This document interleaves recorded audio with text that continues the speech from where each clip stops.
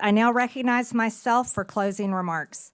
President Trump was elected with a mandate to rein in unaccountable bureaucracy in Washington and to wage war on waste. I know that because I campaigned alongside him, and so did my colleagues.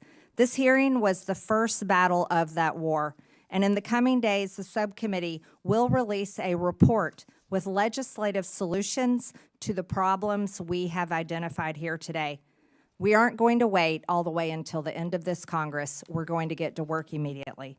The bureaucrats who have run Washington for decades are beyond the point of forgiveness.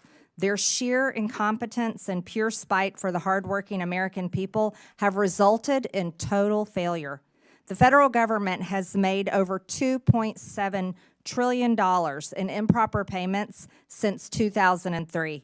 Including $236 billion in 2023 alone. Those are trillions of dollars that honest Americans have paid in taxes at gunpoint over the years. As we approach April 15th, Americans are once again preparing to do their taxes and fork over their unfair share of money it takes to run this country. And I have to tell you, the American people have not been getting their money's worth for a long time.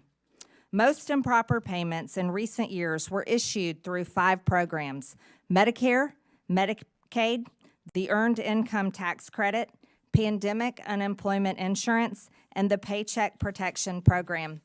But a total of 16 federal programs had improper payment rates of 10% or more in 2023. That includes SNAP, the federal food stamp program, which paid out $10 billion taxpayer dollars improperly. To get their arms around this problem, Elon Musk and the DOGE team went straight to the source. They went to the Treasury Department's fiscal service, which makes about 90% of the trillions in federal payments issued annually. The audit of these payment systems was long overdue. Treasury Secretary Scott Bessent gave DOGE employees working for the government read-only access to these systems so they could conduct that initial audit. That audit is already paying dividends. Musk learned that the databases federal agencies are supposed to check to prevent payments to fraudsters, crime rings, and dead people are not being kept up to date. Going forward, we are going to get more mileage out of these do-not-pay databases.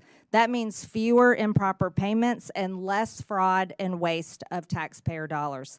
Despite this fraud that's already been revealed, a federal judge in New York issued a ruling last Friday that ran totally contrary to the will of the people.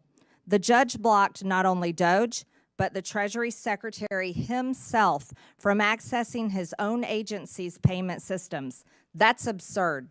Only career Treasury Department unelected bureaucrats can access the system, the judge ruled.